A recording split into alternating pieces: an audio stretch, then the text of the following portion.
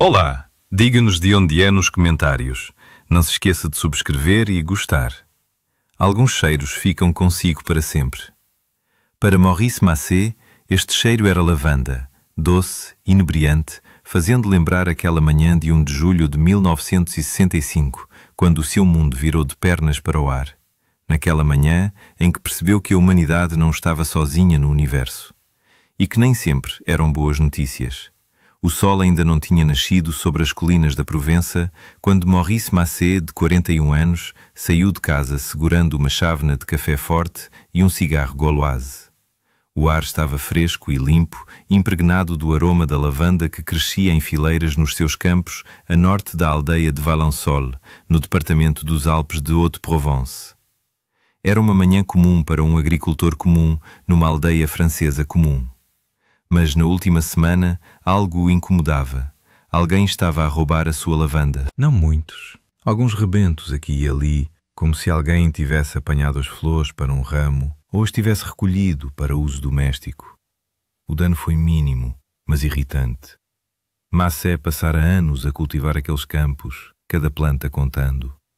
Provavelmente crianças da aldeia, murmurou, dando uma passa no cigarro. Ou turistas que acham que podem levar qualquer coisa de graça. Estava determinado a apanhar os ladrões em flagrante. Assim, às 5h45 do dia 1 de julho, estava parado junto a uma pilha de entulho com quase 2 metros de altura, à beira de uma vinha com vista para um campo de lavanda. O seu trator Daimler estava pronto para partir, mas primeiro Maurice queria explorar a área. Foi quando ouviu um som, um apito, estridente, como um motor a jato, mas mais melódico. Um som que o fez baixar-se instintivamente e olhar em redor. Um helicóptero? Pensou em voz alta. Tão cedo de manhã? Os militares usavam por vezes os seus campos para treino, mas geralmente avisavam-nos com antecedência.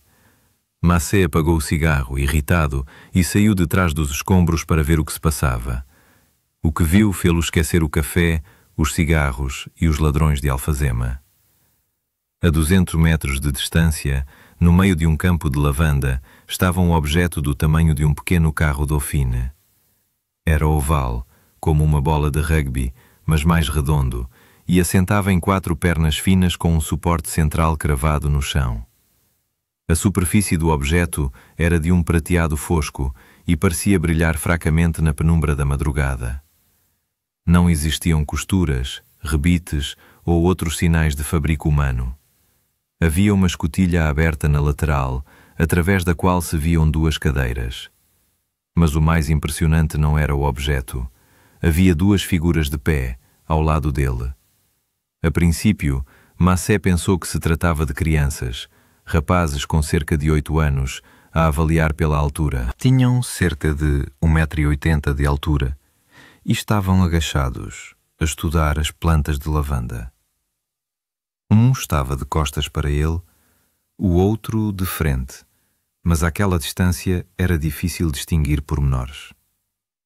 Finalmente apanhei os ladrões, murmurou Macé, e começou a caminhar cuidadosamente pela vinha, tentando não revelar a sua presença. Mas quanto mais se aproximava, mais percebia que não eram crianças, ou mesmo pessoas. As figuras vestiam fatos macacos justos, cinzentos verdeados, que se ajustavam firmemente ao corpo, sem mostrar uma única dobra. Não havia capacetes, nem bonés nas suas cabeças, e Macé podia ver que as suas cabeças eram desproporcionalmente grandes, como abóboras, com bochechas altas e carnudas. A sua pele era lisa e branca, quase translúcida. Os seus olhos eram grandes, oblíquos, estendendo-se quase até às têmporas. Os seus queixos eram pontiagudos, as suas bocas pequenas, sem lábios, e emitiam sons. Não fala no sentido habitual, mas uma espécie de gorgolejo ou arrulho suave, como as pombas. O som era ao mesmo tempo suave e assustador, demasiado melódico para um animal, mas demasiado estranho para um homem. Macé parou à beira da vinha, a apenas 70 metros das criaturas. O seu coração batia tão forte que tinha a certeza de que o ouviriam. A sua mente corria para racionalizar o que estava a acontecer. Um baile de máscaras? Mas quem faria um baile de máscaras às 5 da manhã num campo de lavanda? Artistas de circo? Mas onde conseguiriam um dispositivo destes? Testes militares? Mas o governo nunca admitiu ter este tipo de tecnologia. E então uma das criaturas virou-se e olhou diretamente para ele. Os olhos da criatura eram enormes e negros, sem pupilas ou íris visíveis, mas havia algo de humano neles, uma expressão que Maas descreveria mais tarde como inteligente e pacífica, não maliciosa, não ameaçadora, mas definitivamente não humana. A criatura elevou-se lentamente até à sua altura máxima e apontou para Maas. A segunda criatura também se levantou e virou-se para o agricultor. Maas sabia que tinha sido descoberto, mas continuou a atravessar o campo na mesma. Algo dentro dele, um misto de curiosidade e teimosia, impelia-o para a frente. Ele precisava de descobrir o que se passava nas suas terras. Quando a distância foi reduzida a 5 metros, uma das criaturas tirou um pequeno objeto do bolso do fato macaco, como um lápis ou um tubo fino. Apontou para Maas, e o agricultor congelou. Não de medo, o seu corpo simplesmente deixou de obedecer. Não conseguia mexer os braços, as pernas, nem sequer virar a cabeça. Apenas os olhos permaneciam sob o seu controlo e conseguia respirar. O seu coração continuava a bater, mas cada batida ecoava com dor no peito. O que me fizeram? Pensou Maas, tentando mexer pelo menos um dedo. Que dispositivo é este? As criaturas não lhe prestaram mais atenção. Voltaram a estudar as plantas de lavanda, arrancando cuidadosamente os rebentos individuais e colocando-os em recipientes. Os seus movimentos eram precisos, metódicos, como cientistas a recolher amostras. O tempo arrastava-se dolorosamente devagar. Maas não conseguia olhar para o relógio, mas parecia que tinha passado uma eternidade. O sol começou a nascer sobre as colinas, pintando o céu de cor-de-rosa e dourado. O aroma a lavanda intensificava-se com o calor da manhã, e, entretanto, as duas criaturas colhiam plantas metodicamente, trocando sons borbulhantes de tempos a tempos. Finalmente, terminaram. Um deles caminhou até à escotilha aberta da nave espacial e disse algo ao seu parceiro. O som era mais agudo, talvez uma ordem ou um aviso. Começaram a mover-se em direção à nave. As criaturas moviam-se estranhamente. Não andavam, mas deslizavam, como se os seus pés mal tocassem no chão. Entraram na nave por uma escotilha lateral que se fechou atrás deles tão suavemente que a costura se tornou invisível. Maas ainda não se conseguia mexer, mas conseguia ouvir algo a zumbir dentro da nave. Um som baixo e vibrante que lhe fazia doer os dentes. A nave começou a subir. Lentamente, sem solavancos ou esforço visível, deixou o solo. 4 pernas retraíram-se para dentro do corpo, o suporte central foi puxado para fora do solo com um estalido suave. O objeto pairou a cerca de 2 metros acima do campo, e depois ouviu-se um apito. O mesmo som agudo que tinha atraído a atenção de Maas, mas agora muito mais alto. O dispositivo disparou para cima com tanta velocidade que o agricultor mal teve tempo de acompanhar o seu movimento. Em poucos segundos, transformou-se num pequeno ponto contra o céu da manhã e depois desapareceu completamente, dissolvendo-se no azul. A paralisia começou a diminuir gradualmente. Primeiro, Maas conseguiu mexer os dedos, depois os braços e, por fim, dar um passo. A recuperação completa demorou cerca de 20 minutos, durante os quais ficou parado no meio de um campo de lavanda, tentando compreender o que tinha acontecido. O que foi aquilo? Um sonho? Uma alucinação? Mas como explicar então os vestígios? Porque havia vestígios. No local onde o dispositivo estivera, estava uma depressão circular e nítida no solo, com cerca de 1,20 m de diâmetro. No centro da depressão existia um buraco cilíndrico, com 18 cm de diâmetro e 40 cm de profundidade, um vestígio do suporte central. Deste buraco, sulcos pouco profundos, com 2 metros de comprimento cada, divergiam em 4 direções, formando uma cruz.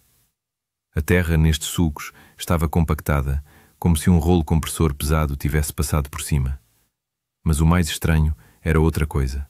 De manhã, A terra ali estava comum, solta, acabada de lavrar. Mas agora estava úmido, como se tivesse acabado de chover, embora o céu estivesse absolutamente limpo. Mas tentou apanhar um punhado dessa terra. Era pegajosa como barro e tinha um cheiro metálico estranho, nada parecido com o solo comum da sua plantação. Olhou em redor para as plantas de lavanda a poucos metros do local de plantação. Pareciam normais, mas algo estava errado. Mess não conseguiu perceber imediatamente o que ao certo, até tentar colher um dos rebentos. O caule desfez-se em pó nos seus dedos, não seco, não murcho, apenas se desfez, como se não houvesse umidade no interior, apenas um pó cinzento. Mess tentou outro caule, depois outro. O resultado foi o mesmo. Todas as plantas num raio de cerca de 100 metros do local de plantação pareciam vivas, mas transformavam-se em pó ao mais pequeno toque. O que fizeram à minha terra, com as minhas plantas? Mess sentiu um arrepio percorrer-lhe a espinha. Fosse o que fosse, teve um efeito físico no ambiente. Não foi uma alucinação nem um sonho, foi real. Quando Mass chegou a casa, o sol já estava alto no horizonte. A sua mulher, Marie, estava a preparar o pequeno almoço e ficou surpreendida ao ver o marido naquele estado, pálido, agitado, com uma expressão estranha no rosto. "Maurice, o que aconteceu?" perguntou ela. "Parece ter visto um fantasma." Mass sentou-se à mesa da cozinha e tentou organizar os pensamentos. Como contar algo em que ele próprio mal conseguia acreditar. Como explicar à esposa que uma nave espacial com criaturas de outro mundo tinha aterrado no seu campo. "Eu vi algo estranho no campo", começou cuidadosamente. "Algumas pessoas, ou não pessoas, estavam perto de algum tipo de aparelho." Marie franziu o sobrolho. "Que tipo de pessoas? Turistas?" "Não, turistas não. Eram diferentes, pequenos, e tinham uma máquina voadora, como um grande ovo com patas." A sua esposa olhou para ele preocupada. "Maurice, talvez devesse deitar-se. Teve um mês difícil, muito trabalho." "Não estou louco!" Massé disse rispidamente, mas depois suavizou. "Desculpe, é que era tão real. E há vestígios. Havia rastros no campo." Depois do pequeno almoço, levou a esposa ao local. Marie examinou a depressão, provou a terra estranha e pegajosa, tocou nas plantas que se tinham desfeito em pó. "Maurice", disse ela baixinho, "não sei o que se passou aqui, mas algo aconteceu definitivamente."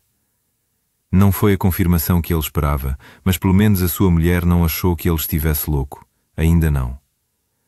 Durante o dia, Massé regressou ao local da plantação várias vezes.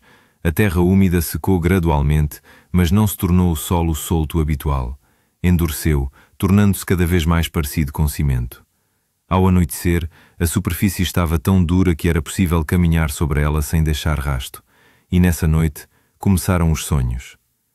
O primeiro sonho surgiu nessa mesma noite. Massi sonhou que estava novamente no campo de lavanda, mas desta vez não estava sozinho.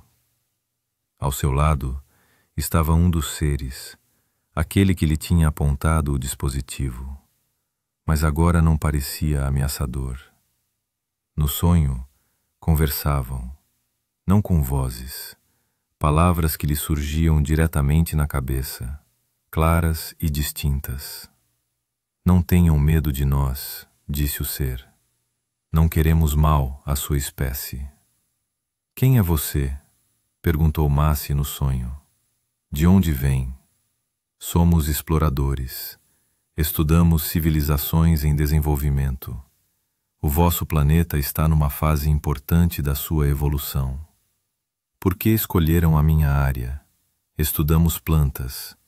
Compreender a biosfera do planeta ajuda-nos a compreender os seus habitantes." No sonho, Massi sentiu uma estranha calma, como se a presença do ser o enchesse de paz. A sensação era tão real que acordou com uma sensação de perda. Mas a informação que recebeu no sonho ficou-lhe na memória com uma clareza fotográfica. Na noite seguinte, o sonho repetiu-se, mas com pormenores adicionais. "A sua espécie está à beira de grandes mudanças", disse a criatura. Algumas destas mudanças serão dolorosas. Estamos a estudar como ajudar as civilizações a sobreviver a estes períodos. Que mudanças? A vossa tecnologia está a desenvolver-se mais rapidamente do que a vossa sabedoria. Em breve ganharão o poder de destruir o vosso planeta. Esperamos que isso não aconteça. E se acontecer? Assim preservaremos a memória da sua civilização, como fizemos antes com outros mundos. Mas acordou a soar frio. As palavras da criatura não soavam a uma ameaça, mas a um facto triste. Algures lá no fundo, ele compreendia que não era apenas um sonho, mas uma comunicação real. Mas a cada dia que passava, tornava-se cada vez mais difícil manter-se acordado. 3 dias depois de conhecer Mas, começou aquilo a que os médicos viriam a chamar fadiga inexplicável. No início simplesmente começou a dormir mais do que o habitual, 12 horas em vez de 7 ou 8. Depois, 14. No 4º dia, dormiu quase um dia seguido e só acordou porque a sua mulher o acordou com dificuldade, obrigando-o a comer. Maurice, o que é que se passa contigo? Marie estava à beira do pânico. Devo chamar um médico? Não, murmurou, mal conseguindo manter os olhos abertos. Vai passar. Só estou tão cansado. Adormeceu novamente à mesa de jantar. Os sonhos continuavam a cada noite, tornando-se mais detalhados. A criatura falava-lhe de outros mundos, de outras civilizações que tinha estudado. Mostrava-lhe imagens de planetas sob estrelas alienígenas, cidades construídas com base em princípios incompreensíveis, criaturas que outrora foram inteligentes, mas que não conseguiram sobreviver ao próprio progresso tecnológico. Alguns destruíram-se pela guerra, explicou a voz na cabeça de Mas. Outros a poluir o próprio planeta. Outros ainda simplesmente perderam interesse pela vida, quando a tecnologia lhes substituiu tudo o resto. Mas alguns sobreviveram? Sim, aqueles que aprenderam a sabedoria antes de ganharem poder destrutivo. Esperamos que a sua espécie também possa aprender. E você, também já passou por isso? Uma pausa longa e triste. Somos tudo o que resta do nosso mundo. Massé acordava todas as manhãs sentindo-se cada vez mais exausto, como se os seus sonhos lhe estivessem a sugar a força vital. Marie insistiu em consultar um médico, mas o Dr. Garneau, da cidade vizinha de Manosque, não encontrou nada de anormal. O senhor está fisicamente saudável, Monsieur Massé, disse o médico, retirando o estetoscópio. Talvez seja devido ao estresse. O senhor tem trabalhado muito ultimamente? Massé não contou ao médico o seu encontro com os seres. Ainda não estava pronto para ser declarado louco. Mas ao fim de uma semana, a situação tornara-se tão grave que decidiu confiar num amigo. Louis Barrault era proprietário do Café des Sports no centro de Valensole. Conhecia Massé desde a infância e passavam frequentemente as noites a falar sobre a agricultura, política e a vida. Se alguém conseguia ouvir uma história incrível sem o acusar imediatamente de loucura, era Louis. Massé chegou ao café na noite de 8 de julho, com um aspecto terrível. Pálido, com olheiras profundas, mal conseguindo manter-se de pé de cansaço. Meu Deus, Maurice, parece um cadáver, disse Barrault, servindo-lhe um pastiche. O que aconteceu? Massé bebeu o licor de anis de um só trago e olhou para o amigo com olhos sérios. Louis, vou contar-te uma coisa, e tu ou vais acreditar em mim ou vais pensar que enlouqueci. Mas preciso de contar a alguém, senão mata-me. E ele contou. Tudo. Sobre a manhã de 1 de julho, sobre as criaturas no campo de Alfazema, sobre a máquina, sobre a paralisia, sobre os rastos no chão, sobre os sonhos. Barrault ouvia em silêncio, servindo mais pastis ao amigo de vez em quando. Quando Massé terminou, fez-se silêncio no café. Pode mostrar-me este lugar? Perguntou Barrault finalmente. Claro. Caminharam juntos em direção ao campo. Barrault examinou a terra endurecida, provou as plantas que se tinham desfeito em pó e mediu cuidadosamente a depressão e os sulcos radiais. Maurice, disse ele finalmente, conheço-o há 40 anos. Nunca me mentiu nem fantasiou. Se diz que viu, viu. Acreditas em mim? Creio que viu algo muito invulgar. O que foi não sei, mas acho que devia dizer aos gendarmes. Massé estremeceu. Vão pensar que sou louco. Não necessariamente. Tem provas físicas, e eu serei testemunha de que contou a mesma história sem contradição. No dia seguinte, o próprio Barrault telefonou à gendarmaria. Capítulo 10. A investigação oficial. O capitão Vallet da gendarmaria de Digne chegou a Valençol no dia 10 de julho com 2 subordinados e um fotógrafo. Era um soldado de carreira, um veterano da guerra da Argélia, habituado a histórias estranhas e desconfiado dos relatos civis. Mas o que viu no campo de Massé fê-lo reconsiderar o seu cepticismo. Os rastos eram inegáveis. Uma depressão circular geometricamente perfeita, com um furo cilíndrico no centro e 4 sulcos radiais. Terra dura como cimento, plantas que se desfaziam em pó ao toque. Monsieur Massé, disse o capitão quando terminaram a inspeção, tenho algumas perguntas para lhe fazer e quero que responda honestamente, mesmo que as respostas lhe pareçam estranhas. Claro, o senhor bebe álcool, com moderação, um copo de vinho ao jantar, às vezes pastis com os amigos. Drogas, nunca. O senhor tem algum problema de saúde mental? Alucinações, depressão, algo do género? Não. Pergunta ao Dr. Garniot. Eu perguntarei. Diga-me, que vantagem poderia o senhor ganhar ao contar esta história? Massé riu amargamente. Vantagem? Capitão, olhe para mim. Não durmo há uma semana. A minha mulher acha que estou doente. Os vizinhos estão a cochichar nas minhas costas. Que raio de vantagem? O capitão Val assentiu. Já tinha visto mentirosos suficientes para os distinguir dos homens honestos. E Massé estava claramente a dizer a verdade, pelo menos a verdade em que acreditava. Muito bem. Vamos ouvir o seu testemunho e conduzir uma investigação mais aprofundada. Mas devo avisá-lo. Se isto for uma partida, enfrentará uma multa pesada por fazer uma chamada falsa. Não é uma partida. Vamos ver. Os gendarmes tiraram fotografias detalhadas do local, recolheram amostras de solo e de plantas e elaboraram um plano detalhado da escavação. O capitão Val interrogou os vizinhos, mas ninguém tinha visto ou ouvido nada de suspeito. 3 dias depois, chegou a Valençol um homem que viria a mudar toda a situação. Aimé Michel foi um dos mais famosos ufólogos franceses. Matemático de formação, passou anos a estudar sistematicamente relatos de objetos voadores não identificados e criou a primeira classificação científica destes casos. A 8 de agosto de 1965, veio a Valençol para se encontrar pessoalmente com Massé e examinar o local. O que encontrou superou todas as suas expectativas. Monsieur Massé, disse Michel, examinando cuidadosamente a terra endurecida, apercebe-se de que testemunhou um dos contactos mais importantes da história.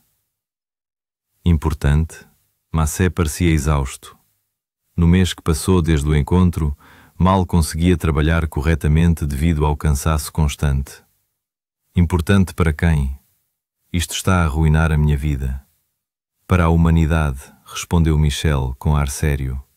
Os vestígios físicos que mostra confirmam a realidade do contacto, e a sua descrição das criaturas coincide com os relatos de outros países.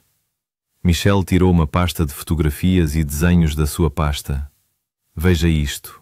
Socorro, Novo México, abril de 1964. O agente Lonnie Zamora viu um objeto semelhante e rastros semelhantes.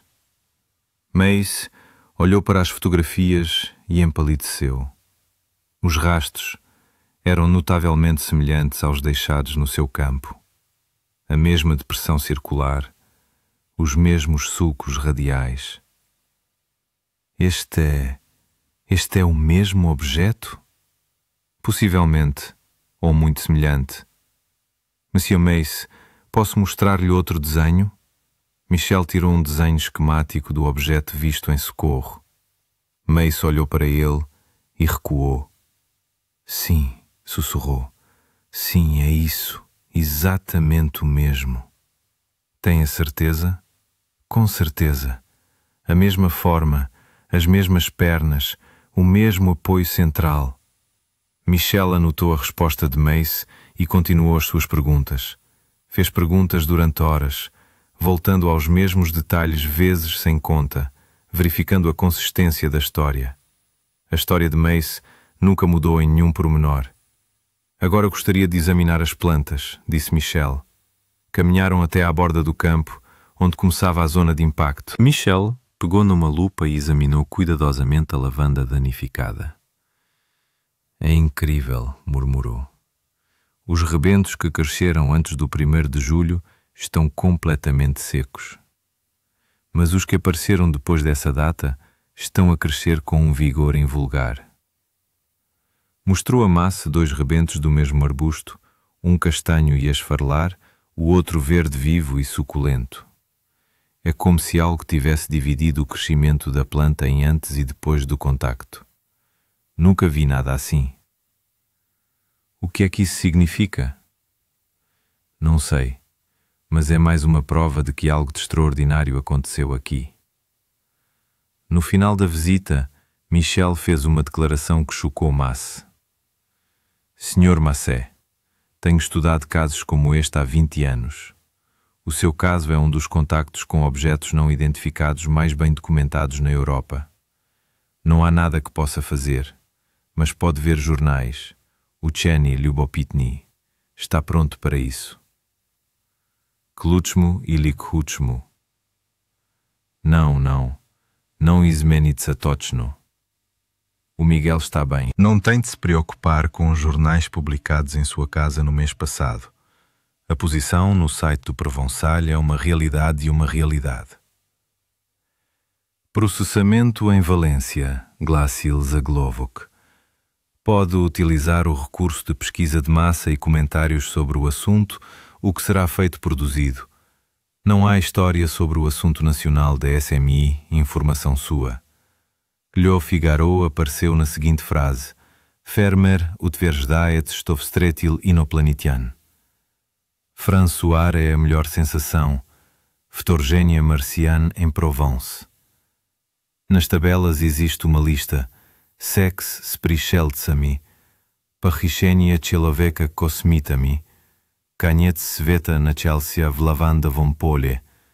К дому массы потянулись толпы журналистов, туристов, любопытных. Фермер, который я жизнь ценил тишину и покой, внезапно оказался в центре медийного урагана.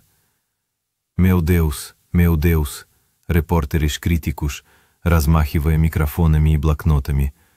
У ки vai pagar? Собираются ли они вернуться? Передали ли они послание человечеству? Они не говорили со мной, устало повторял Массе. Já foi contratado, o que foi feito. Mas não é necessário. Não, sabes, tu és o que queres? Quais são os detalhes? Não, eu estou bem contigo. E você, Senhor, está a pensar em algo depois de tudo? Mas sei, o facto de Nicamo não ser rascasval, cromigeni, está a usar jornalistas? Никаких снов не было, соврал он. Não foi isso que aconteceu. A opção telepatических посланиях pode ser definida por pressão, criando uma experiência fantástica. К концу августа дом Массе осаждали толпы туристов. Qualquer um dos carros de Paris, Liona, Marcela, encontrou me contacto com o seu cliente. Топтали лавандовые поля, фотографировались на фоне затвердевшей земли, просили автографы. A configuração correta é um problema que pode ser feito no local.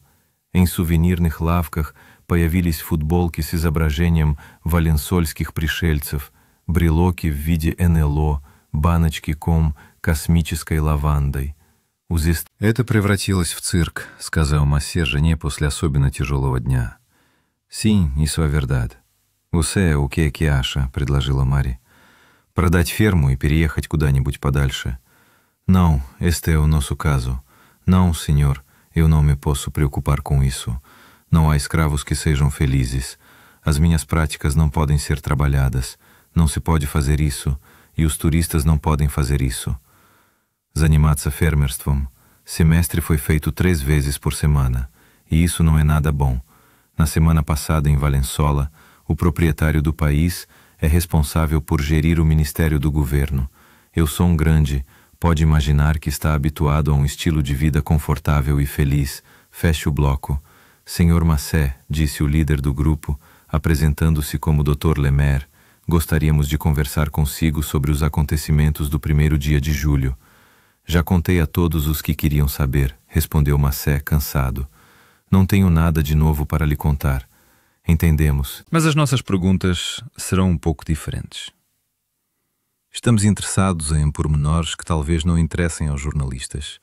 Passaram o dia inteiro com Massé, fazendo perguntas estranhas e muito específicas. Qual era o formato exato das pegadas do objeto? Consegue estimar o peso do aparelho a partir da profundidade das pegadas? Qual foi a velocidade de subida do objeto? O senhor ouviu alguma interferência de rádio nesse dia? Notou alguma alteração no comportamento dos animais?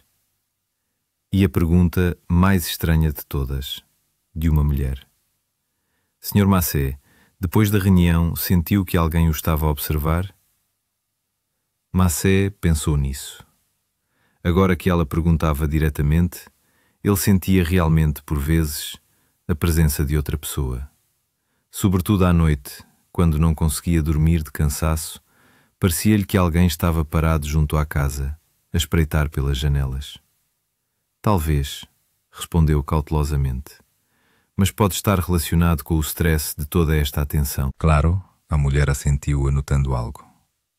Antes de partir, o Dr. Lemaire disse algo que deixou Mas cauteloso. Monsieur Mas, o que lhe aconteceu é do interesse da segurança nacional. Pedimos-lhe que não informe estranhos sobre a nossa visita e as perguntas que fizemos. Isto é do interesse tanto da sua segurança pessoal como do Estado. O que quer dizer com segurança pessoal? Existem certas forças, tanto no país como no estrangeiro, que podem tentar utilizar a sua experiência para os seus próprios fins. Queremos protegê-lo de uma atenção indesejada. Depois de partirem, Mas sentou-se no seu jardim durante muito tempo, refletindo sobre a conversa. O que havia de tão importante no seu encontro com as criaturas, ao ponto de o governo se interessar? E de quem é que eles querem exatamente protegê-lo? A resposta chegou uma semana depois. Era por volta da meia-noite de 15 de setembro, quando Mas acordou com um som estranho. Não um som alto, mas sim um zumbido baixo que me pareceu familiar, mas não exatamente. Saiu da cama e foi até à janela. Estava silencioso e escuro lá fora, apenas a lua a lançar uma luz prateada sobre os campos de lavanda. E então viu. No mesmo local onde o primeiro objeto tinha aterrado 2 meses e meio antes, encontrava-se outra nave. Semelhante, mas não idêntica. Maior, com protuberâncias e antenas adicionais. O coração de Mas começou a bater tão forte que conseguia sentir uma pulsação nos ouvidos. Eles estavam de volta. Havia figuras a moverem-se ao redor do objeto, não 2, como da primeira vez, mas 5 ou 6. Estavam a fazer algo à volta da nave, a montar alguns equipamentos, a recolher amostras de solo e plantas. Mas queria acordar a esposa, mas não se conseguia mexer. Desta vez, a paralisia instalou-se antes mesmo de alguém lhe apontar o dispositivo. Só a visão das criaturas fez com que o seu corpo deixasse de lhe obedecer.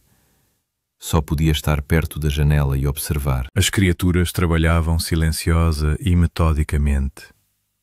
Estavam claramente familiarizados com a área, movendo-se com confiança, sabendo exatamente onde procurar o quê. Um deles aproximou-se da casa e parou mesmo debaixo da janela do quarto de Mas. O agricultor olhou para ela. A criatura levantou a cabeça e olhou-o diretamente. E então, uma voz soou na cabeça de Mas. Maurice Mas. Era clara e distinta, como se alguém estivesse a falar diretamente ao seu ouvido. Não tenha medo. Viemos terminar a nossa investigação. Por que é que voltaste? Pensou Mas, sem saber se o ouviriam. O primeiro contacto deu-nos informações importantes, mas precisamos de mais dados sobre o impacto da nossa presença na sua biosfera. Está a estudar-nos. Estudamos todas as formas de vida nos planetas que visitamos, mas a sua espécie é especialmente interessante. Está num ponto crítico do seu desenvolvimento. O que é que isso significa?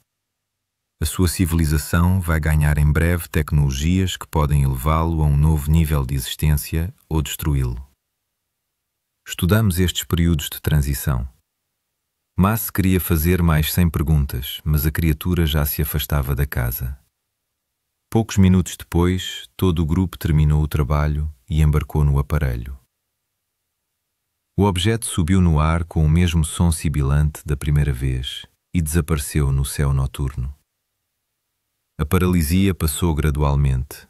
De manhã, Mas conseguia mexer-se normalmente, mas sentia-se ainda mais exausto do que o habitual. Novos rastros permaneceram no local do segundo pouso, mais complexos, com depressões e sulcos adicionais. O solo transformou-se novamente numa massa semelhante a cimento. Mas o mais estranho era outra coisa. A fadiga que atormentava Massa há 2 meses começou subitamente a diminuir. Nas semanas seguintes, o estado de Massa melhorou gradualmente. Pôde voltar a dormir normalmente, trabalhar o dia inteiro, comunicar com as pessoas sem a constante sensação de exaustão. Mas não foi só a sua condição física que melhorou. Massa começou a notar que a sua memória se tinha tornado mais aguçada, a sua concentração melhor e a sua intuição surpreendentemente precisa. Conseguia prever o tempo com vários dias de antecedência. Pressentia a aproximação de problemas técnicos e compreendia o estado de espírito das pessoas antes de dizerem alguma coisa. Maurice, algo se passa contigo, disse a sua mulher certa noite. Tornaste-te diferente. Em que sentido? Mais atento, como se visse coisas que não tinha reparado antes. Massa sabia que a sua mulher tinha razão. Os encontros com os seres tinham-no transformado profundamente, mas só compreendeu a extensão destas mudanças em novembro, quando o astrofísico francês Pierre Guérin chegou a Valensole. Guérin era um cientista sério, céptico por natureza, que viera a expor mais uma farsa. Mas depois de 3 dias a estudar a cena e a falar com Massé, a sua opinião mudou drasticamente. Monsieur Massé, disse ele no último dia da visita, preciso de lhe fazer uma pergunta delicada. Depois dos seus encontros com estes seres, sentiu que tinha adquirido algum conhecimento novo? Massé hesitou. Até então, nunca tinha contado a ninguém sobre os sonhos e as vozes na sua cabeça. Talvez, respondeu cautelosamente. Às vezes penso que sei coisas que não devia. Tipo, consigo prever o tempo com mais precisão do que os meteorologistas. Consigo detectar problemas com a tecnologia antes que ocorram e às vezes sonho com outros mundos. Guérin anotou a resposta e assentiu. Monsieur Massé, o que lhe aconteceu vai para além do contacto comum. Penso que estes seres não estavam apenas a estudar o Senhor. Transmitiram-lhe algo. O que exatamente? Não sei. Mas gostaria de sugerir que o Senhor fizesse uma série de testes. Com a sua autorização, claro. Os testes que Guérin realizou nos meses seguintes mostraram resultados surpreendentes. O QI de Massé aumentou 30 pontos. A sua capacidade de raciocínio espacial superou a de 99% da população. E os testes de percepção extrasensorial produziram resultados que estatisticamente não podiam ser explicados pelo acaso. Monsieur Massé, disse Guerin, mostrando os resultados. O senhor tornou-se uma pessoa diferente, literalmente. O que é que isso significa? Acho que os seus visitantes lhe modificaram o cérebro, não fisicamente. As ressonâncias magnéticas não mostram alterações, mas a um nível mais subtil mudaram o funcionamento da sua consciência. Porquê? Talvez para que pudesse servir de mediador entre a civilização deles e a nossa.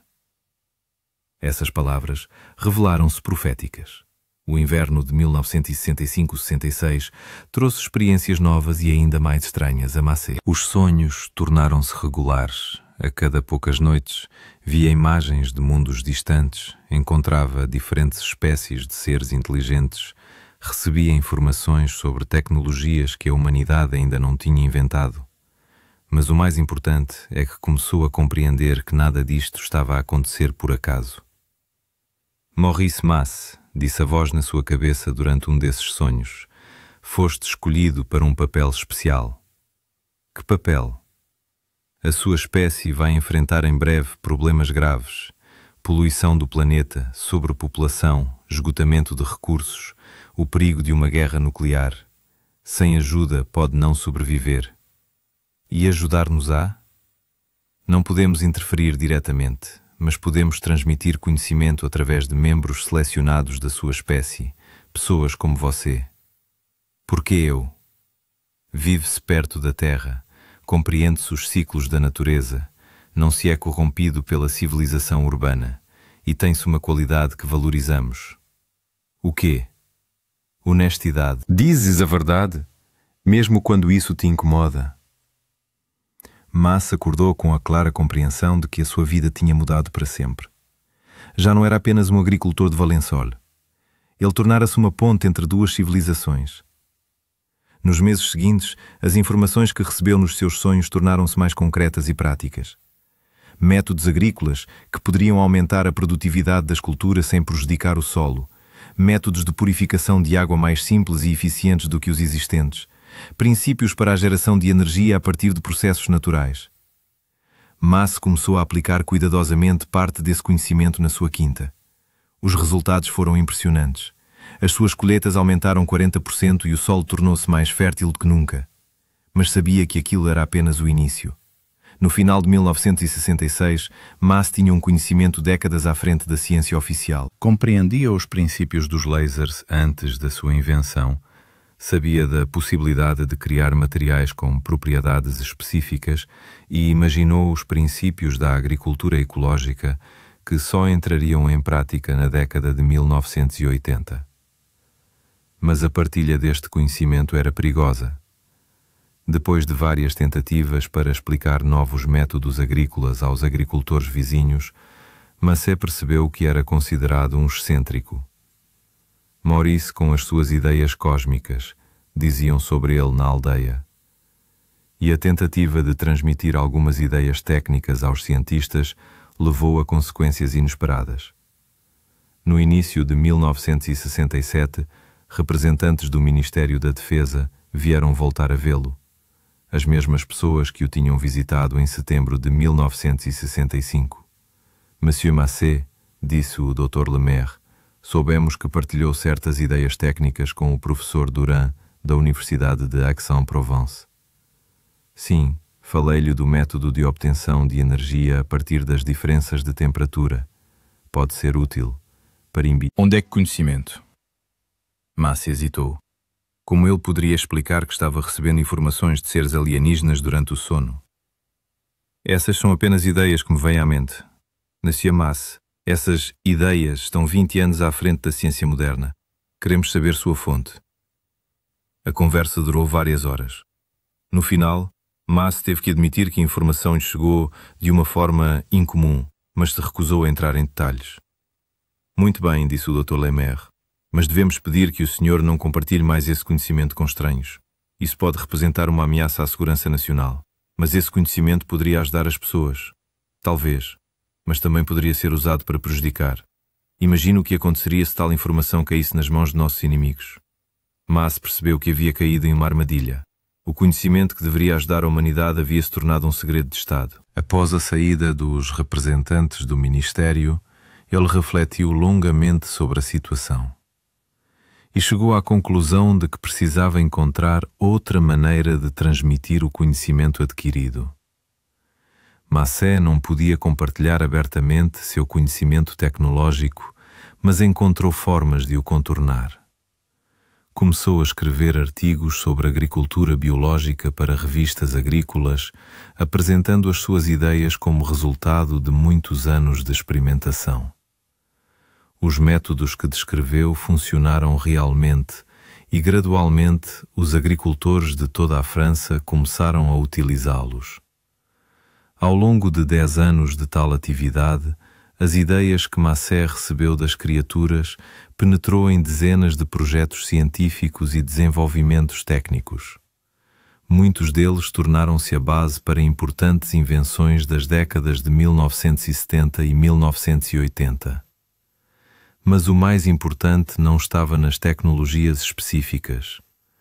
Macé entendia que o seu principal papel era mudar a atitude das pessoas em relação à natureza, ao planeta, ao futuro da humanidade. E aqui agiu abertamente. Tornou-se um dos primeiros ativistas ambientais em França, muito antes de a ecologia se tornar um tema da moda. Deu palestras sobre a necessidade de proteger o ambiente, escreveu artigos sobre o impacto da indústria na natureza e organizou iniciativas locais para a proteger. Vivemos no único planeta que temos, disse nos seus discursos, e estamos a destruí-lo como se tivéssemos um de sobra. As pessoas ouviam-no atentamente. Havia uma força de convicção nas suas palavras que provinha não do conhecimento teórico, mas de uma compreensão profunda, quase mística, da ligação entre o homem e a natureza. Em meados da década de 1970, o interesse dos média no caso Valençol tinha diminuído. Mas estava feliz com isso e estava cansado da atenção constante da imprensa e dos turistas. Mas os contactos com os seres não paravam. Vinham de forma irregular, às vezes com um intervalo de vários meses, outras vezes não apareciam durante um ano ou mais. Sempre à noite, sempre no mesmo local do campo de Alfazema. Mas já não tinha medo deles.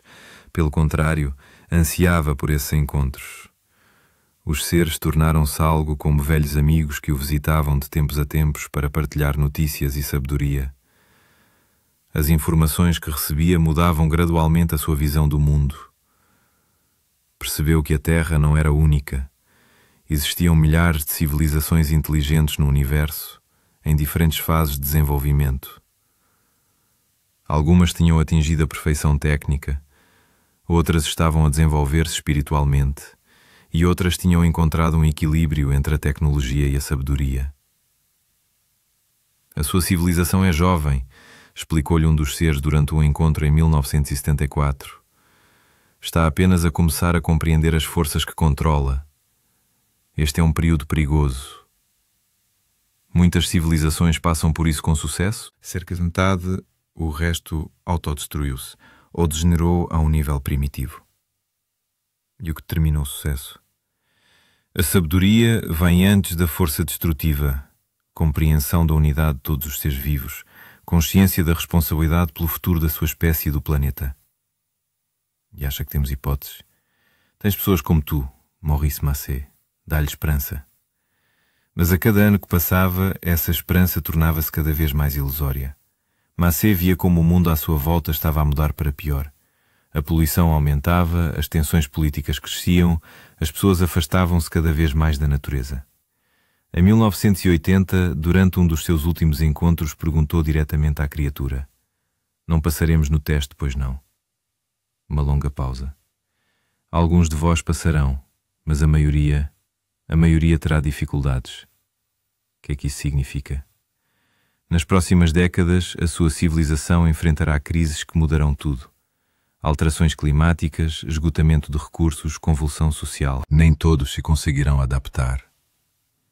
E os que o conseguirem? Os que o conseguirem criarão um novo mundo, mais sábio, mais harmonioso. mas o caminho para ele será doloroso. Macé percebeu que o seu papel de mediador estava a chegar ao fim. As sementes do conhecimento tinham sido lançadas, a direção indicada. Agora a humanidade precisava de escolher o seu próprio caminho. Na década de 1990, Maurice Macé tornara-se uma lenda na alvinilogia francesa. Investigadores de todo o mundo vieram a Valensole para conhecer o homem que possivelmente tivera o contato mais fiável com uma civilização extraterrestre da história. Mas ele próprio preferiu não falar sobre o passado. Foi há muito tempo, respondeu às perguntas dos jornalistas. Já disse tudo o que podia dizer. Não há mais nada a acrescentar. Só aos investigadores mais persistentes revelava por vezes pedaços da verdade. Eram bons, disse sobre as criaturas. Eles não queriam causar danos. Estavam simplesmente a estudar-nos, como nós estudamos formigas. E o que lhe disseram? Perguntaram os investigadores. Compreensão. Compreensão de que não estamos sozinhos no universo e que isso nos impõe uma responsabilidade. Que responsabilidade? Ser membros dignos da comunidade cósmica. Em 1995, Macé deu a sua última entrevista à televisão francesa. Ele já estava velho, a sua voz soava cansada, mas os seus olhos mantinham aquela clareza especial que surgira após os seus encontros com os seres. Monsieur Macé, perguntou o jornalista, se o senhor pudesse transmitir uma mensagem à humanidade, qual seria? Macé ficou em silêncio durante muito tempo, olhando pela janela para os campos de lavanda. Cuide do que tem, disse ele finalmente, e somos os únicos que o podemos salvar. Maurice Macé faleceu em 2004, aos 80 anos. Até aos últimos dias, manteve a lucidez e continuou a trabalhar nos seus campos de lavanda. Deixou como legado o local do seu primeiro contacto, para ser transformado numa reserva natural. Que esta terra permaneça intocada em memória do que aqui aconteceu, escreveu no seu testamento. Mas o verdadeiro legado de Maurice Macé não estava na reserva, nem nas histórias dos seus encontros com alienígenas. Muitas das ideias tecnológicas que ele disseminou cuidadosamente durante décadas tornaram-se a base de importantes invenções do final do século XX e início do século XXI. O movimento ambientalista em França cresceu em parte a partir dos seus primeiros discursos. As centenas de pessoas que conheceu levaram consigo um pedaço da sua compreensão da ligação entre o homem e a natureza. E algumas levaram algo mais, deixar nomes ou informações de contacto. Quem eram?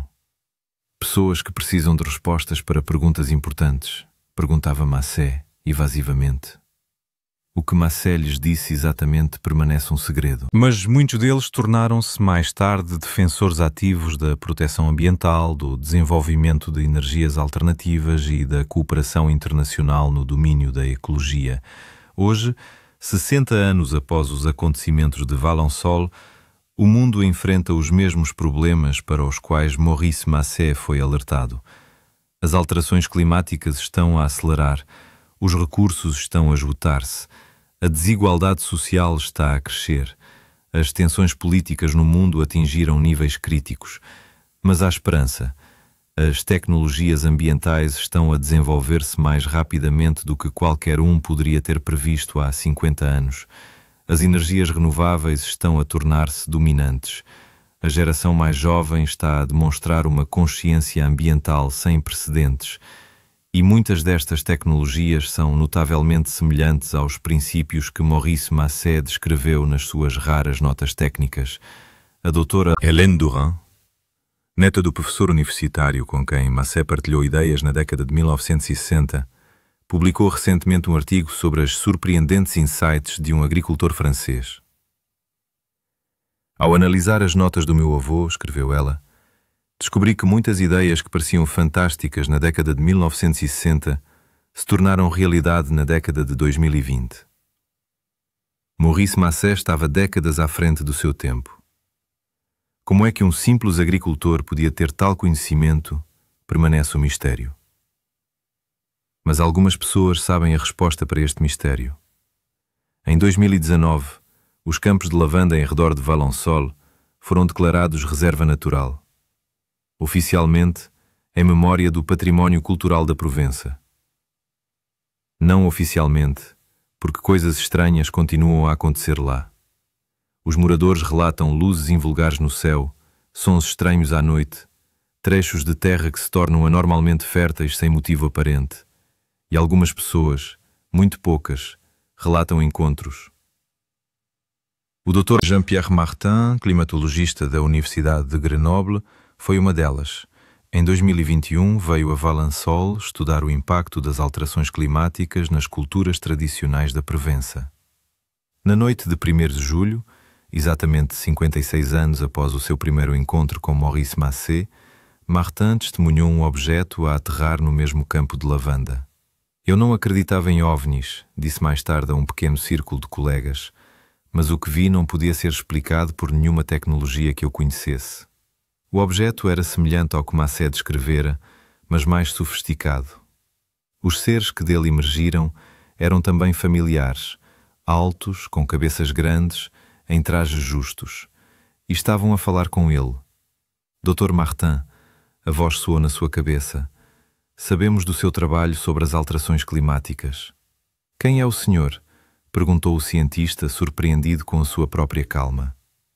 Somos os mesmos que conheceram Maurice Massé. Continuamos a estudar a sua civilização. Porquê? Porque vocês estão a aproximar-se de um ponto crítico. Nos próximos 10 anos, a humanidade terá de tomar decisões.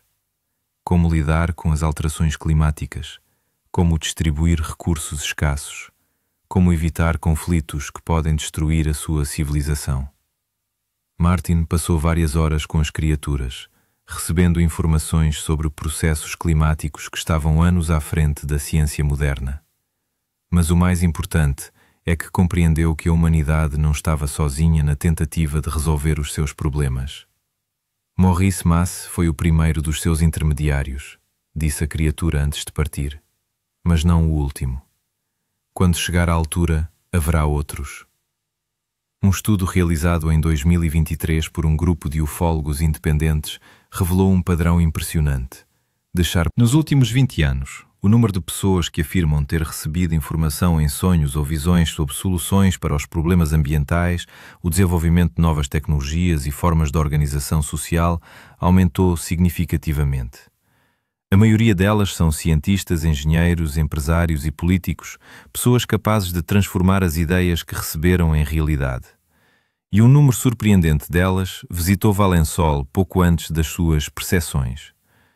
A doutora Anna Kowalski, física polaca que desenvolveu um novo tipo de painel solar com uma eficiência de 60%, admitiu que a ideia lhe surgiu num sonho após uma viagem à Provença. Carlos Mendoza, agrónomo mexicano que criou um sistema de agricultura vertical capaz de alimentar milhões de pessoas numa área limitada, falou de visões que começaram após a sua visita aos campos de lavanda de Valensole. Erik Nordström, empreendedor sueco, cuja empresa desenvolveu uma tecnologia para reciclar resíduos plásticos em materiais de construção, afirmou que as soluções técnicas surgiram naturalmente após a sua viagem à França. Coincidência? Talvez. Mas alguns investigadores acreditam que faz parte de um plano maior. As forças que contactaram Maurice Massé em 1965 parecem estar em ação, escreveu o Dr. Michael Thompson, da Universidade de Cambridge, no seu relatório. Estão a transmitir conhecimento crítico através de indivíduos selecionados que podem colocá-lo em prática. Se isto for verdade, então estamos a assistir à maior operação de salvamento da civilização na história da humanidade. Hoje, em 2025, muitos problemas que pareciam insolúveis há apenas uma década começam a encontrar soluções. As tecnologias para captar carbono da atmosfera avançam a um ritmo impressionante. Os sistemas de inteligência artificial ajudam a otimizar o consumo de energia de cidades inteiras. Os novos materiais permitem construir edifícios que produzem mais energia do que aquela que consomem. As inovações sociais também proliferam.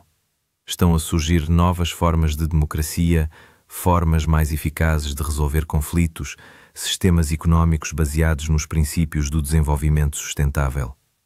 E por detrás de muitas destas inovações, vale a pena investir nas pessoas que estão de alguma forma ligados à rede Valensol. Uma comunidade informal de pessoas que receberam informações invulgares após visitarem o local do primeiro contacto de Maurice Macé. Isso significa que a humanidade passou no teste? É muito cedo para julgar. Mas pela primeira vez em décadas, há motivos para um otimismo cauteloso. Os campos de lavanda de Valensol florescem todos os verões como há 60 anos. O seu aroma ainda se espalha pelas colinas da Provença, atraindo turistas e amantes da natureza. Mas, para aqueles que conhecem a verdadeira história deste lugar, o aroma da lavanda significa algo mais. Recorda-nos aquela manhã de 1 de julho de 1965, quando um simples agricultor francês testemunhou um acontecimento que mudou o curso da história da humanidade. Que não estamos sozinhos no universo, que existem forças que nos querem ajudar a sobreviver e a evoluir, que o futuro da nossa civilização depende da nossa capacidade de aprender, de nos adaptar e de fazer as escolhas certas. Maurice Macé nunca procurou a fama, ele queria apenas uma coisa, que as pessoas percebessem: vivemos num planeta lindo, num universo incrível, e temos a responsabilidade de preservar essa maravilha para as gerações futuras. Hoje, quando a humanidade está no limiar de uma nova era, uma era em que encontraremos uma forma de viver em harmonia com a natureza e uns com os outros, ou enfrentaremos as consequências dos nossos erros, as palavras de um simples agricultor de Valensol soam proféticas. Cuide do que tem.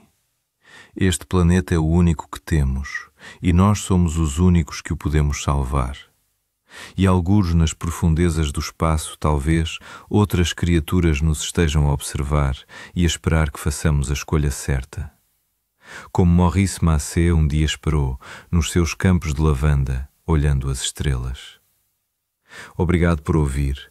Se gostou desta história, subscreva o nosso canal para não perder as novidades. Escreva nos comentários. Acredita em OVNIs?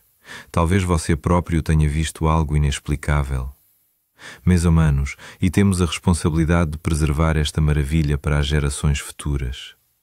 Hoje, enquanto a humanidade se encontra no limiar de uma nova era, uma era em que encontraremos uma forma de viver em harmonia com a natureza e uns com os outros, ou enfrentaremos as consequências dos nossos erros, as palavras de um simples agricultor de Valensol soam proféticas. Cuide do que tem. Este planeta é o único que temos, e nós somos os únicos que o podemos salvar. E algures nas profundezas do espaço, talvez outros seres nos estejam a observar e a esperar que façamos a escolha certa. Como Maurice Macé uma vez esperou, de pé nos seus campos de lavanda e olhando para as estrelas. Obrigado por ouvir. Se gostou desta história, subscreva o nosso canal para não perder as novidades. Escreva nos comentários. Acredita em OVNIs? Talvez você próprio tenha visto algo inexplicável. E temos a responsabilidade de preservar esta maravilha para as gerações futuras. Hoje, enquanto a humanidade se encontra no limiar de uma nova era, uma era em que encontraremos uma forma de viver em harmonia com a natureza e uns com os outros, ou enfrentaremos as consequências dos nossos erros, as palavras de um simples agricultor de Valensol soam proféticas. Cuide do que tem. Este planeta é o único que temos, e nós somos os únicos que o podemos salvar. E algures nas profundezas do espaço, talvez outros seres nos estejam a observar e a esperar que façamos a escolha certa. Como Maurice Macé uma vez esperou, de pé nos seus campos de lavanda e olhando para as estrelas. Obrigado por ouvir. Se gostou desta história, subscreva o nosso canal para não perder as novidades. Escreva nos comentários. Acredita em OVNIs? Talvez você próprio tenha visto algo inexplicável.